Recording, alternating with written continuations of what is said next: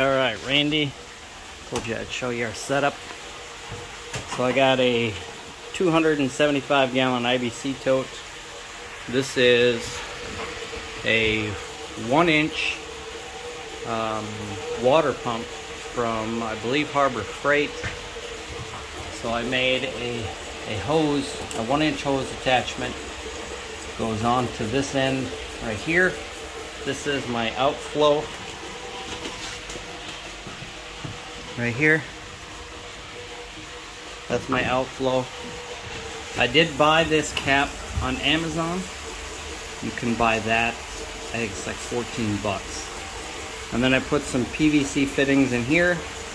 I don't know if you can see it or not, but I did have to drill a couple of vent holes in the top, because when it's filling with water, it builds pressure inside that tank. So what it was doing was raising this cap. And then I put these PVC fittings on here.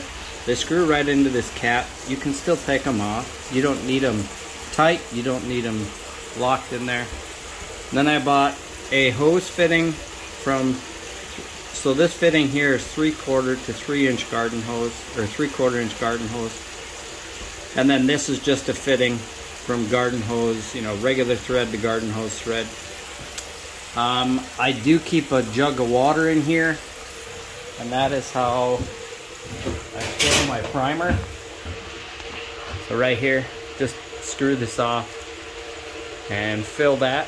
I did put a shut off on the bottom to drain this at the end of the season so that I can drain the pump itself. I put on another fitting and then a 1-inch hose attachment so this can all come off. I did use a 1-inch non-collapsible hose. This is a check valve. So when the water gets pumped in on the bottom of this hose, inside the tank, there is a 1-inch suction that does come with this pump. It comes with the pickup basket. And then it pumps up. I put a check valve in so that this hose does not drain every time you use it. So, and then I put this rack on here, and I put rubber underneath, and then the whole pump I just bolted right to this. I got these bars from Menards, and they're just bolted on with U-clamps right onto the IBC tote. And then, when you want to fill your spreader, so I have my spreader here.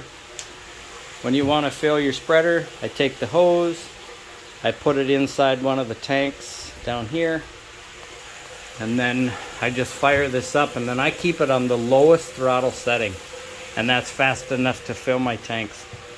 I did use this the other day. I had to empty the tank so I could get it out, and when I did that, it will pump like 35 gallons a minute. I think I had probably 75 gallons, 100 gallons of water left, and it pumped it right through in probably less than 5 minutes. So that's a killer pump. I haven't had any problems with it yet.